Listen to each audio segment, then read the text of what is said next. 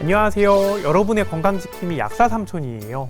약국에서 그냥 처방전 없이 구매할 수 있는 약들은 병원에서 처방받는 약들보다 안전하다고 알려져 있지만 방심하고 잘못 사용하면 굉장히 위험할 수도 있어요.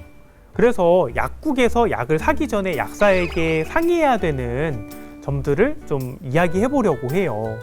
사실 그냥 간단하게 약만 사는 거라고 생각을 하셔서 평소에 드시는 약이 있으신데도 말씀을 안 해주시거나, 그리고 지병이 있으신데도 얘기를 안 해주시면 부작용도 놓치게 되는 경우가 많거든요.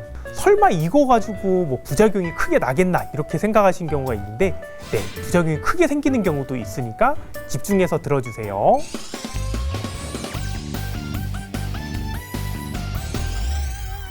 약을 사실 때는 지병이 있으신 분들은 특히 주의를 해주셔야 되세요. 지병은 뭐 나을 수 있는 병이 아니라 그냥 그 부분이 망가졌구나, 그냥 이렇게 받아들이는 거라고 보시면 될 것 같아요. 이미 망가진 부분에 타격을 주면 건강할 때보다 훨씬 타격이 크겠죠.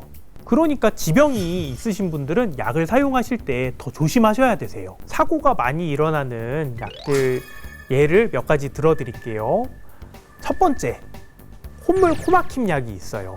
이 콧물 코막힘을 잡아주는 약은 우리 몸의 교감신경이라고 하는 걸 흥분시키는 작용이 있는데, 쉽게 생각하면 우리 몸을 각성시키고 막 흥분시켜주는 그런 작용을 하는 거예요.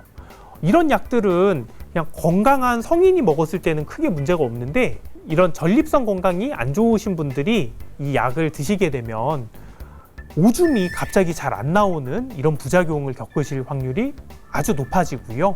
그리고 심장이 갑자기 두근두근 하거나 혈압이 올라가시는 경우도 있으시고요. 특히 밤에 잠을 한숨도 못 잤다고 그렇게 하시는 분들도 많으시고, 당뇨약을 드시고 계신 분들 중에는 혈당이 올라가는 것 같다고 그렇게 말씀을 하시는 경우도 있으세요. 두 번째, 알러지 약도 주의해 주셔야 되세요. 이 약을 드시고 술을 드신다든지 거리낌 없이 기계 조작을 하거나 운전을 하시는 분들도 많으세요. 알러지 약은 흔히 먹으면 좀 졸릴 수 있다는 그런 부작용이 알려져 있는데요. 이 약은 매일매일 습관적으로 드시는 분들이 많기 때문에 특히 주의를 해주셔야 되세요. 그리고 약국에서 판매하는 대부분의 제품들이 하루에 한 번 드시는 그런 성분으로 되어 있는데, 하루에 두세 번씩 이렇게 드시는 분들도 있으세요. 다른 여러 가지 상황이 겹쳐져서 문제가 생길 수도 있는 거거든요. 그래서 약이라고 하는 것은 평소에 늘 익숙하게 먹던 약이고 잘 안다고 생각을 하셔도 반드시 정해진 용법과 용량을 지켜주셔야 되세요. 그리고 세 번째, 해열 진통제도 굉장히 주의해 주셔야 되는 약이에요.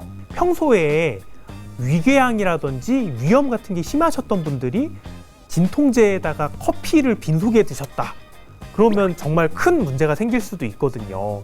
그리고 평소에 간 수치도 안 좋으시고 간 해독 기능이 떨어지신 분들이 간에 부담이 될 수 있는 진통제를 드시거나, 신장이 걸러주는 기능이 약하신 분들이 신장에 부담을 주는 그런 진통제를 드시는 것도 되게 큰 타격을 줄 수 있는 잘못된 행동입니다.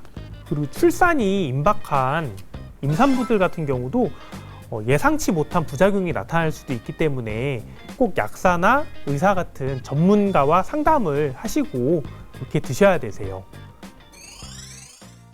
말씀드렸던 이런 부분들은 사실 환자 본인이 신경 쓰기에는 너무 복잡한 것들도 많기 때문에 스스로 판단하기보다는 약국에서 약을 간단하게 살 때도 약사와 충분히 상담을 하고 정보를 알려주시는 것이 좋으세요. 이번에는 왜 약국에서 약을 사기 전에 약사와 많은 이야기를 해야 되는지에 대해서 알아봤는데요. 다음에는 조금 더 유익한 건강 정보를 가지고 찾아뵐게요. 여러분 안녕.